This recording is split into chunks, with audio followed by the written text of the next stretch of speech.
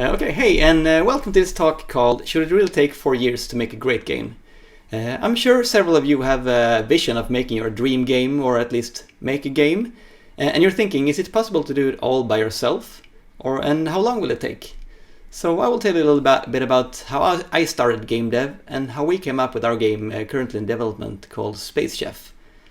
We worked on it for 2.5 years, and we hope to finish it before 4 years have passed, but you know, games are usually delayed, but hopefully we'll make it.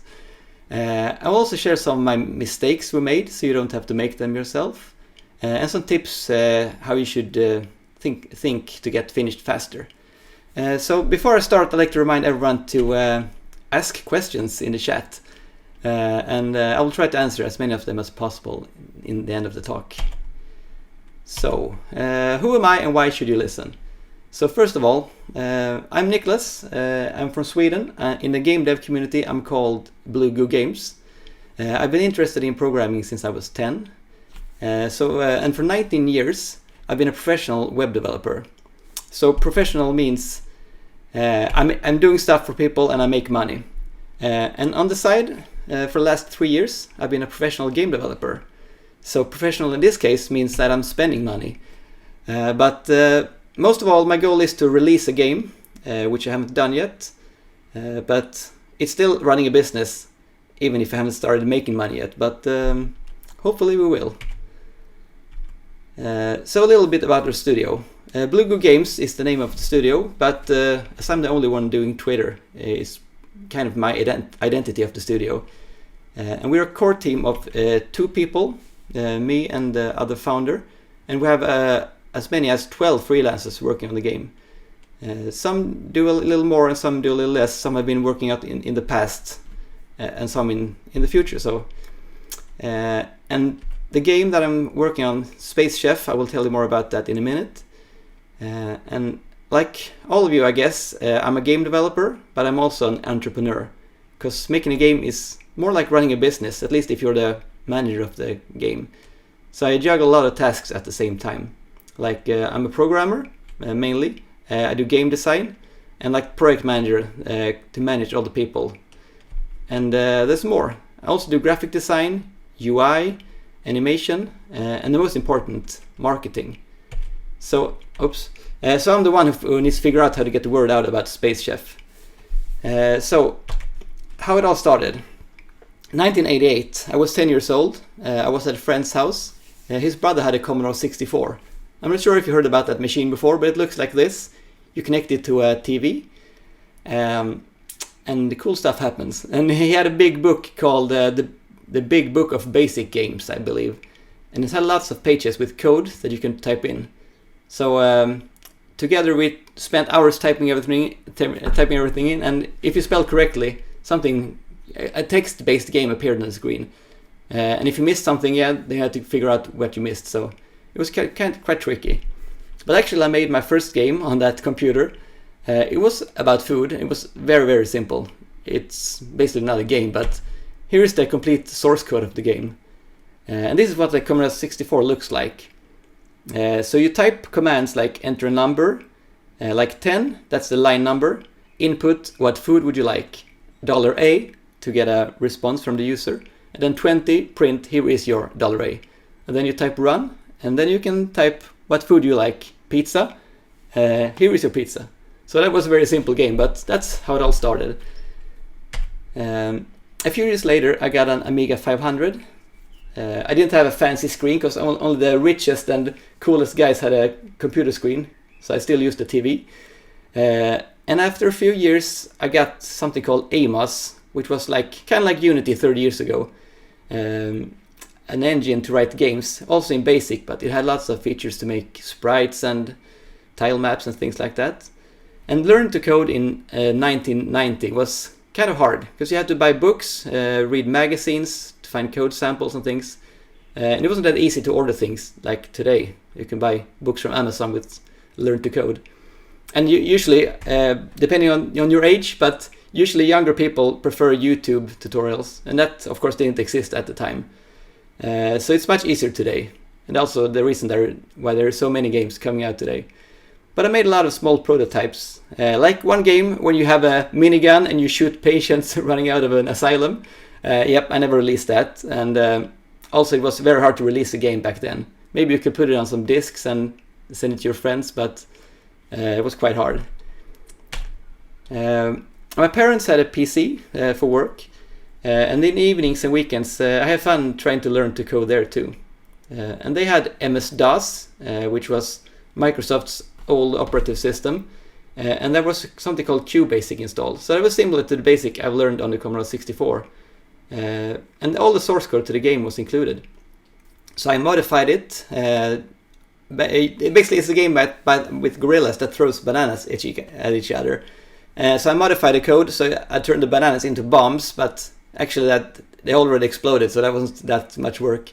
And I made a game run faster, and I changed a little text, translated, and things like that. So modifying an existing product is a great way to study code and to learn. So if you want to learn to make a specific type of game, try to find one, maybe on the Asset Store, or Unity has a lot of tutorial games you could try, and try to modify that first before making a game from scratch. Yeah, in the coming years, I made a lot of small prototypes. I made an HTML adventure game. I make some educational games for a previous work I had, like a mouse training game. I also made Counter-Strike maps, like when Counter-Strike was new. That was a couple of years ago. And I even made a gamified community, like kind of Facebook, but more like a game. That was before Facebook, actually.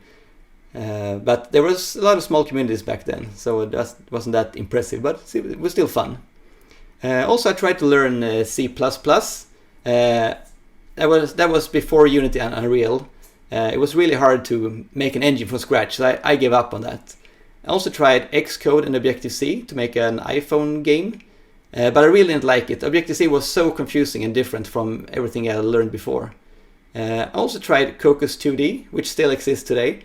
I liked it because it used JavaScript that I worked a lot on with the web development.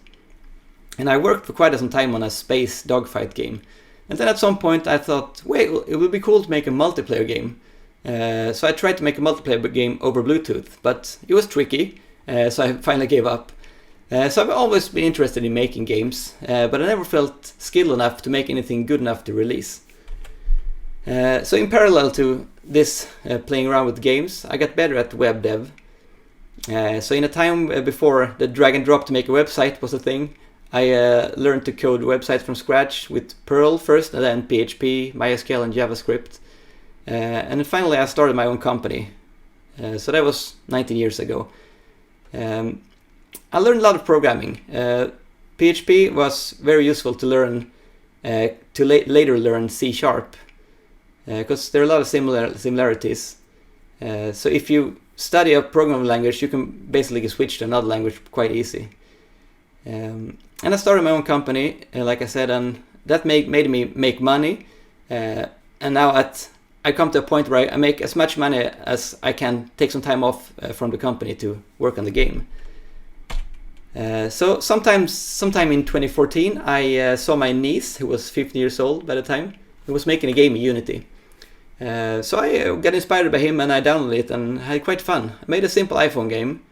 I never finished it and I never released it, but it was a fun experience. And then I forgot about it for a couple of years, and then 3 years ago I started hanging out with my childhood friend Tobias after a few years of not hanging out. We met at school at the age of 12. We both played Zelda and we shared the Nintendo tips on the schoolyard. So we had made several projects together through the years, like Counter-Strike maps, and he has also worked on some RPG mods and things like that. And we both have always dreamt of making a game, but we really didn't know how it was possible to do it. But it was great to get back together again, and he's an artist, and I'm a coder, so let's make a game, we said. So, let me tell you about the game we've been making for 2.5 years. Space Chef, it's a mix of several genres. It's a cooking simulator, so you chop ingredients, chop, put them on a barbecue and have to manage the time they cook and things like that. And the second part is third-person action. So you travel to planets in space, you collect ingredients. So you run around with a gun, you can shoot creatures so you can avoid them, you can hunt creatures, you can basically find all the ingredients you need to make food. So it doesn't come, usually cooking simulators, they just give the food to you, but here you have to find it yourself. And the third part of it is like the base building thing. Kind of like Factorio, but very, very light version of that, where you can build your home, you can make machines that will help you make better food, and you have robots that will help you out. So it's a little like Don't Starve in space, but without a permadeath and with a lot of focus on food. So how did we come up with the idea? We started with a thing that I like to call a one-paper game design. I'm not sure if that's a new thing or if it's someone invented that phrase before, but a one-paper that will explain and understand, that make people understand the concept just by looking at the sketch. So a simple sketch explains the whole game. Does it look fun by just looking at the sketch? Does it make sense? Can you understand what you can click, what you can do in the game? So this image is kind of like, I call it like a trailer 0.1 alpha. It's like, would this screenshot, if it would like have nice graphics, would it look good in a trailer? I think that's a good idea to start with that. Show it to people. Make several before you decide which game to start working on. Here is one prototype that we made a time ago. It was called Mad Volcano. And if you can see up here, there's a fireball. Actually, you are the volcano and you shoot fireballs to the people working here. So the tribesmen, they don't like that the volcano is erupting. They will try to pass the screen. And then in the further back of the screen, you can see that the people are pushing up a rock to close down the volcano. So if that happens, you lose. So that was quite a simple idea. And I worked on it for a while, but never finished it and never released it. Yeah, that was a quite fun idea. So I felt that I had made enough small games. I want to make something bigger. Usually people say start small, beware of the scope, creep, don't make it too big game, but we thought, yeah, spaceship, that can't be too hard to make. But first we had another idea called Invasion. The idea was humans versus aliens. You control troops through a battlefield, kind of like a tower defense, but 1 versus 1. And was an online multiplayer. And I don't recommend that for a first game. And also, who plays 1 versus 1 games online? Not that many. Usually people play like 64 people in one game, but yeah, then I thought, yeah, chess, that's a game. But I don't think that the same audience that plays chess that will play this game. We worked on it for a couple of months, but we finally gave up. We thought it wasn't quite fun. So we didn't spend too much time on it, but we learned a lot of unity and working together, me and Tobias. And we both liked the idea of aliens versus humans. So another idea. Escape from a burning mothership. That was like an idea that came up. And it was kind of inspired by the game Space Quest. If you play the classical point-and-click adventure game, you start in a spaceship as a janitor, and it gets invaded by aliens. You need to escape. So we thought something like that. We came up with a story, but we weren't sure. Is it a point-and-click game, or is it an action game, or what kind of game is it? But we knew it was going to be in space, so the name came Space. Chef in Space.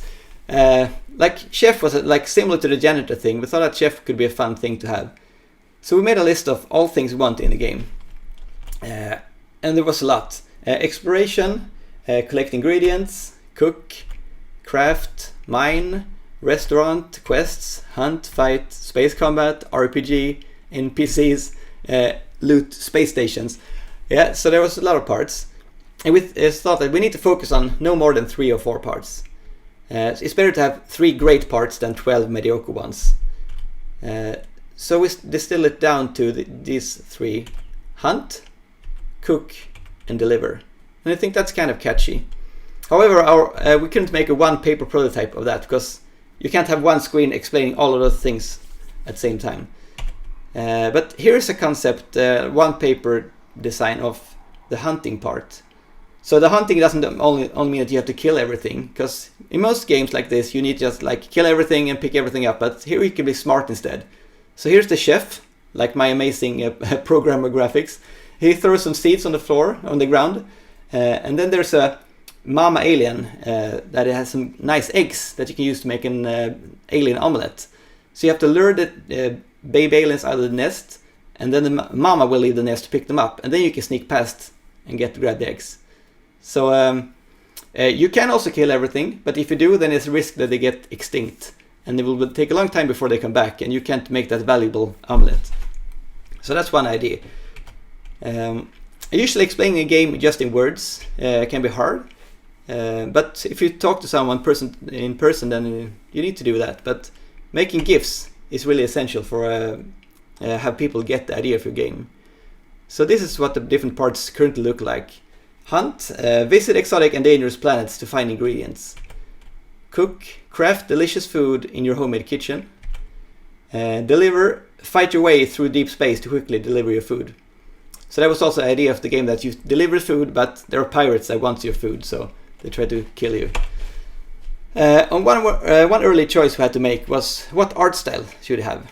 2D or 3D? Tobias isn't 2D artist, so we choose 2D.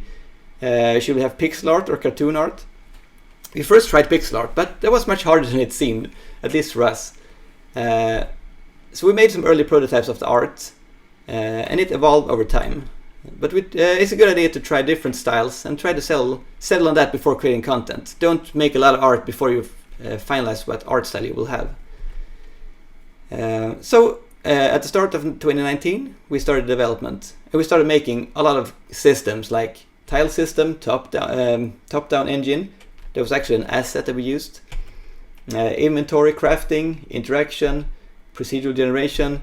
The list goes on. There's a lot of things that we worked on. We also wrote a story and designed a couple of characters. We made customization features, lots of different hairs and glasses and everything like that. It felt great to have all of this ready, like to make the game great. And we felt that we have accomplished something. We wanted to show it. I learned early that marketing is a major part of making a successful game, and social media. And I quite never understood Twitter, but I studied a lot on YouTube and tried to understand how it worked. So I also started a YouTube devlog, because I saw the famous devlogs, like you have probably seen Danny and Blackthorn Prod and things like that. And I realized it takes a lot of time to make a devlog. If you have the time and if you really want to do it, then try it. But like one video took me 60 hours to make, and sometimes I think it's better to spend it on actually making the game.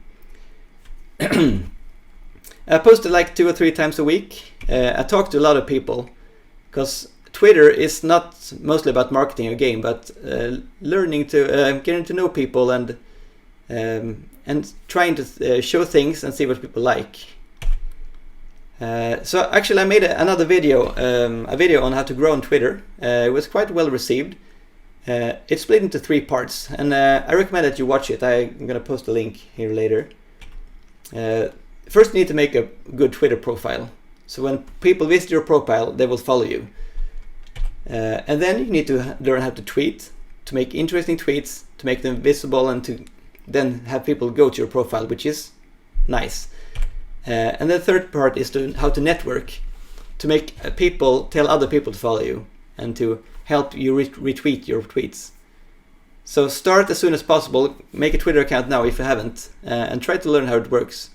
The video here is on youtube.com/bluegoogames. It's 50 tips in 50 minutes, so it's quite intensive, but you can learn a lot from it.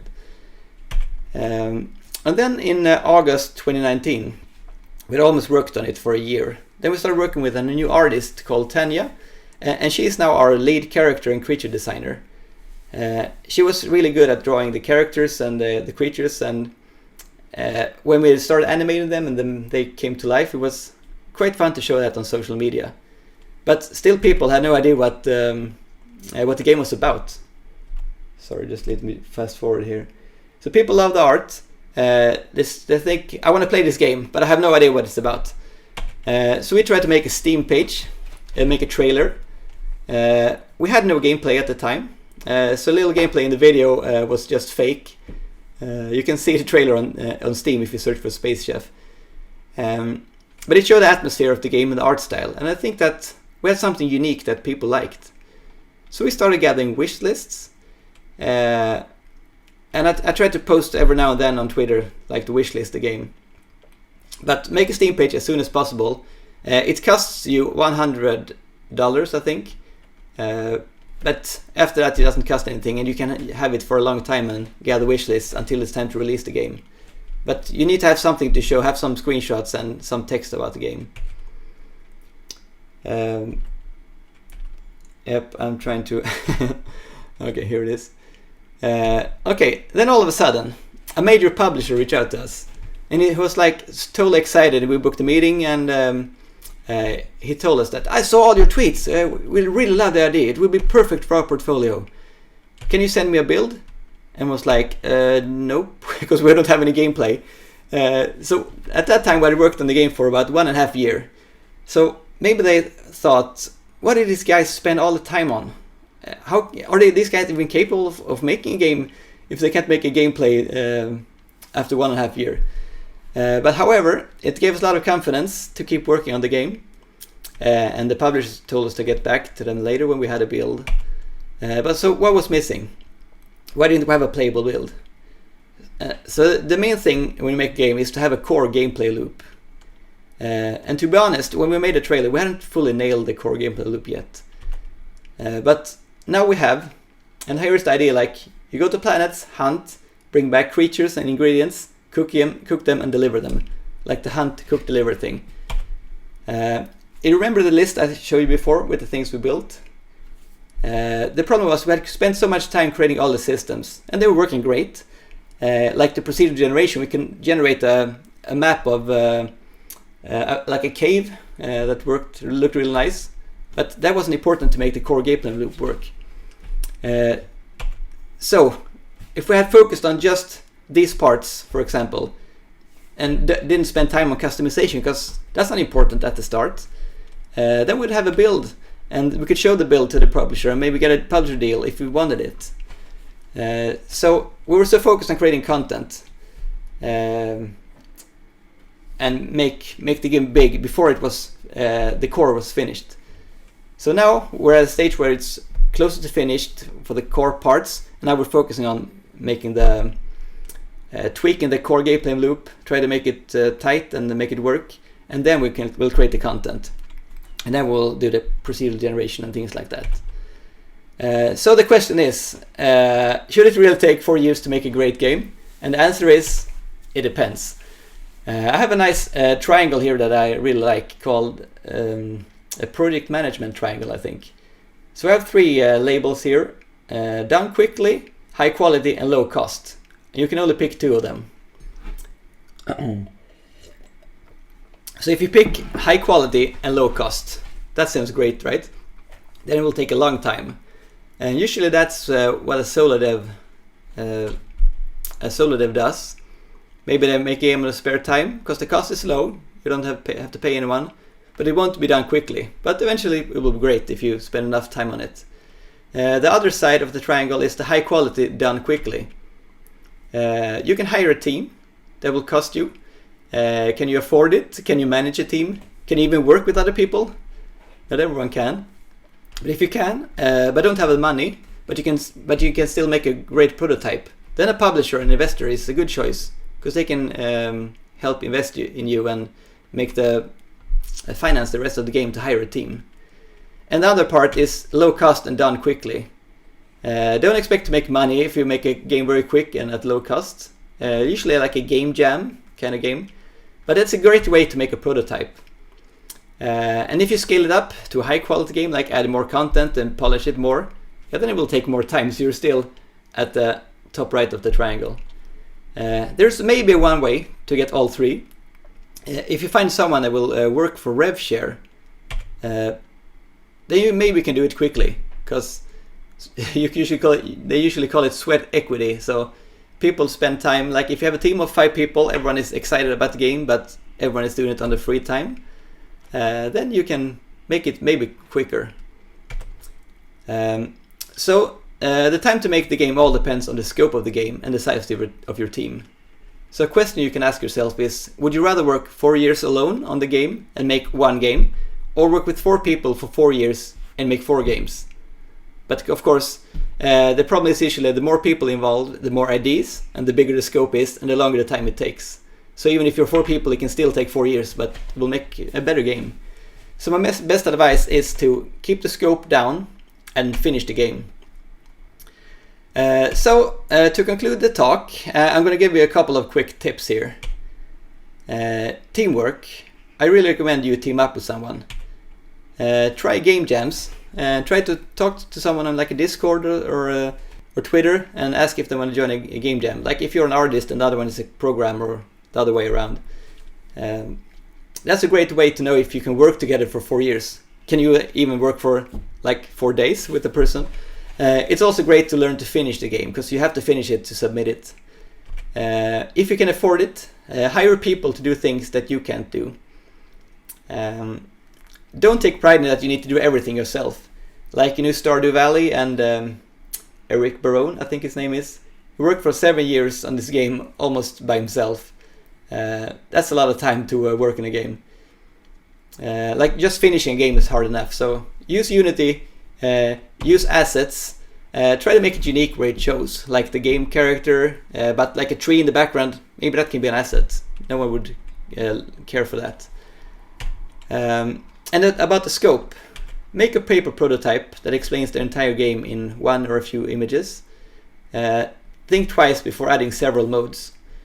Because if I would redo this again, and maybe we would change it like to have a survival game on a planet. You just on one planet, you build your kitchen there. You don't travel in space, you don't travel to different planets, just one big planet. That would be much easier and would be working with just one paper prototype. Let your ideas evolve, because the first ideas you have won't be as interesting like 1 or 2 years later. Some will go away and some will evolve. But try to avoid scope creep, which means adding more and more features so the game never gets finished. If you're adding something complex, like if you're adding multiplayer to the game, maybe you should need to remove something else.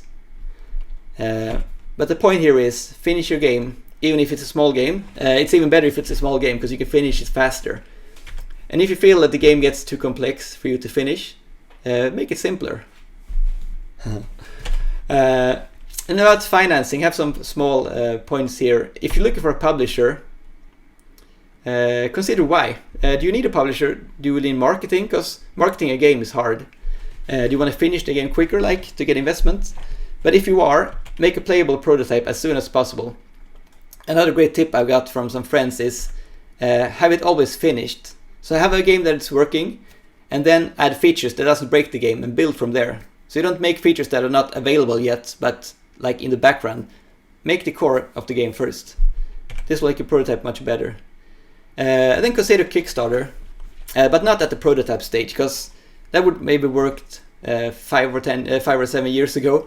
But today, usually people want to see a almost finished game on Kickstarter, and then it still usually takes 2 more years to get the game. So try to make a great prototype, a polished prototype, not a like first prototype. Spend 20% of your time marketing. That was just a rough estimate, but make sure to spend a lot of time on marketing, because what is a great game if no one knows about it? Post on social media. I picked Twitter. I find that most interesting for me, but some enjoy Instagram and some like Facebook. Make lots of GIFs of the game. Try to make GIFs showing the core gameplay of the game. Also practice pitching your game, so you know in one phrase, explain the game in one phrase, and people quickly understand what it's about. That was about the GIF. Make sure the core gameplay shows in the GIF. And one last thing about the tips here is take care of yourself, because 4 years is a long time. It's okay to take a few weeks off here and there. I find it really hard, because I always think about the game, but as time goes on, I have my family and kids. I try to take breaks for a couple of days, not work on the game, and just think about other things. Maybe play some games, get inspiration. Try to relax. Exercise. It's always good to exercise. I'm standing up right now, but take a break, walk a little, take a lunch break and have a walk. Don't just sit like 10 hours in front of your computer. But I know it's easy to get in the zone and just do it. Be with your friends and family. and try to not wear yourself out. So before I end the talk and switch over to answering your questions, if you're considering Kickstarter, make a landing page as early as possible. This is a great way to collect emails. And by a mere coincidence, Space Chef is coming to Kickstarter soon. We decided this would be a better choice than trying to find a publisher at the moment. Mostly because we don't have a really polished build to send to a publisher at the moment. So on a Kickstarter you can make the vision of the game and have people understand what the game is about. But you don't need a playable demo, but it can be a good thing to have it. And if the Kickstarter succeeds, there are chances that the publisher will reach out to you. Maybe you can get a deal after that. Because if you can prove that 2,000 people will back your game, then it's probably a good game. And if Space Chef sounds interesting to you, then feel free to go to spacechefgame.com and sign up for a newsletter.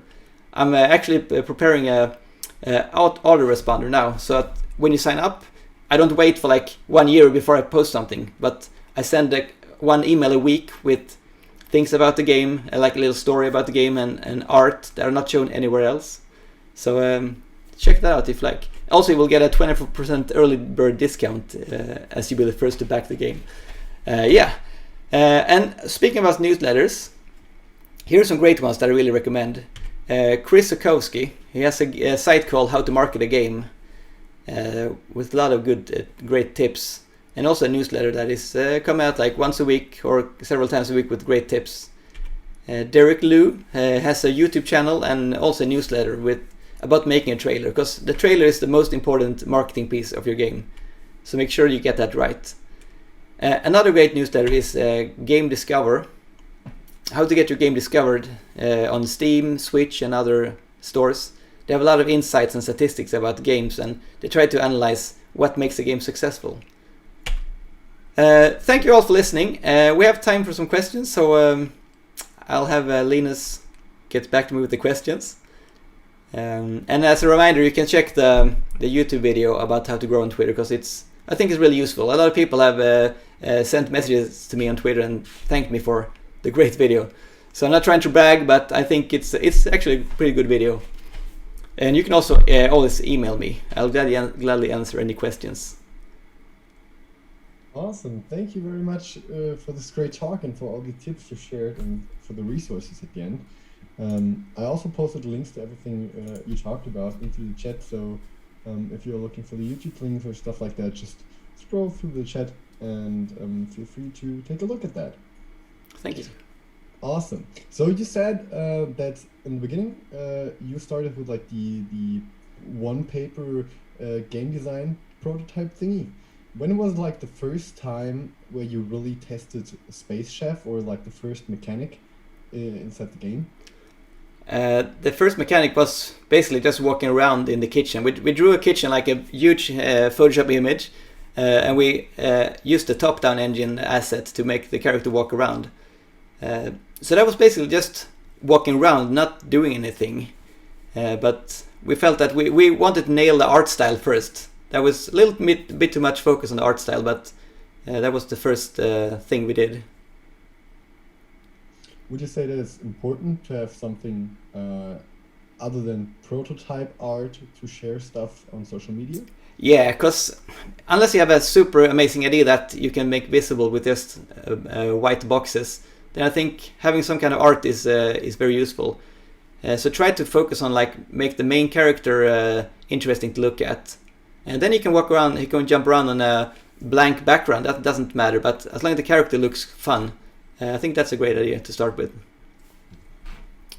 Yeah, I totally get that. I think it can be really helpful when it comes to sharing stuff or like GIFs and something similar. Yeah. So, Jihei wrote a question, or two questions. The first question would be, how do you balance game design decisions with your partner? Do you ever have conflicts on coming up? Yeah, that's a great question. How we balance them? Yeah, usually I have some ideas, and sometimes I can't get hold of him, so I start making the idea, program it, and then he sees it and they're like, we're not gonna have that.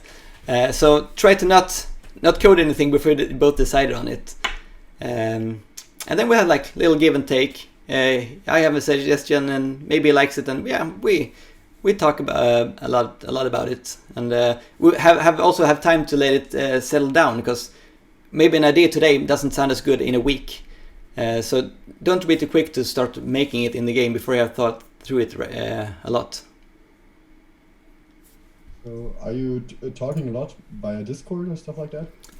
Yes, mostly in Discord, but we live in the same city, so we meet also 1 or 2 times a week, and try. It's much easier when we meet, but it's been complicated now with the pandemic. But yeah, just usually Discord. You post things. Usually we work in different times, so I post things and he replies to me later. So sometimes there's no discussions because it's hard to discuss if the other person doesn't answer. So that's why it's easier when we meet. Yeah, makes sense. So second question by G here would be, has your game design or parts of it ever been influenced by your Twitter followers? Do you foresee this happening at all with your future bakers on Kickstarter? Can you just repeat the question if I... Has your game design ever been influenced by your Twitter followers? Oh yeah, okay. So if I get influenced, yeah. Sometimes we post polls to see what people like, and sometimes like if you want to make a poll or ask something, don't do it if you're not gonna care about the answers, because maybe you have A, B, and C. You hate A, B. You just want to confirm that C is the best one, and everyone votes for A. Then you should pick A probably because people like it. But it also has statistical, like if it's like 3 people reply to your poll, then maybe you shouldn't worry much about it. But yeah, I get the influence by it. Also get influenced by other games on Twitter. So I have made a list in Twitter with similar games, like top-down action kind of games, and try to follow them to see how they evolve. Do you think that maybe your Kickstarter campaign or starting a Kickstarter campaign, that there will be any changes or new ideas coming up about game design, maybe by the bakers or stuff like that? Yeah, because we have a Discord, and usually people come to the Discord when they back the game, and we're gonna have discussions there, and during the Kickstarter maybe not so much, but after that we will have more people to ask when doing polls, and also when we post things we can see like if a lot of people react great to the cooking part of the game, but maybe don't react that much to the space action parts of the game, maybe we should not do that so much and have more of the cooking parts. So yeah, definitely. Did you ever have a fixed schedule for Space Chef, or did like a schedule develop over time? At first, 3 years ago, I only worked on it like after work at nights. But now I have each morning I work for a couple of hours, and I have a couple of days a week that I work more than that. So yeah, I have kind of like a schedule, but I also have my other work, so I have some things to do at some points. But I try to work as much as possible on it. So I don't have a fixed schedule, I guess. But yeah. But you're still aiming to release the game in 2022, right? Yes, the 2022 December is the date we have set. So that would be like 4 years. It all depends on the Kickstarter, how it goes, and if we don't succeed on Kickstarter, then we have to maybe lower the scope a bit, or to make the game finished as quickly. But if we get a lot of funds on Kickstarter, then we have some money to hire some extra programmers to help us out, get done quicker. So this will be an exciting step for you. Yes, really. Oh yeah. So Jihei also said thank you for answering her questions. You're welcome. Thank you for that. Is there, like you said that making games also kind of, you need to be an entrepreneur to find your own studio, to have your own company.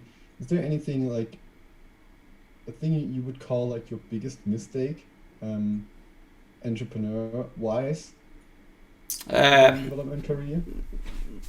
You mean in my game development career, or Yes. Okay. Yes. I haven't done it for so long, so I don't think, maybe like I said before, the mistake was that we didn't have a playable prototype, because if we had have that, then we'd probably have a lot of more interesting discussions with the developers, publishers and investors. But other than that, no. We spent a couple of $1,000 on freelancers, and I find even if it costs a lot, it was worth it, because we wouldn't be at the point we are if we didn't use the freelancers. Are you planning to going full-time game dev if Spacecraft succeeds on Steam, for example? Yes, I am. It's hard to say at the moment how it will succeed, but yeah, I'm trying to work more and more in it as time goes on. So yeah, that would be cool. Awesome. I wish